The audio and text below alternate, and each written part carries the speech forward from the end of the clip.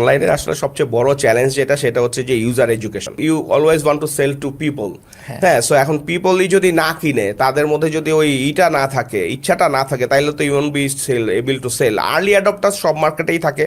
হ্যাঁ, বাংলাদেশের এখন প্রত্যন্ত একটা গ্রামে গেলেও 50 জন পাওয়া যাবে তারা, যারা বা 20 জন পাওয়া যাবে যে ঢাকার মতো হয়তো বা তারা মোটামুটি চিন্তা ভাবনা করে, টেকনোলজির সাথে আপডেটেড। বাট আর্লি অ্যাডপ্টার্স দিয়ে তো আসলে আর ব্যবসা হবে না, মানে হবে খুবই লিমিটেড পরিমাণে, স্কেল করা যাবে না।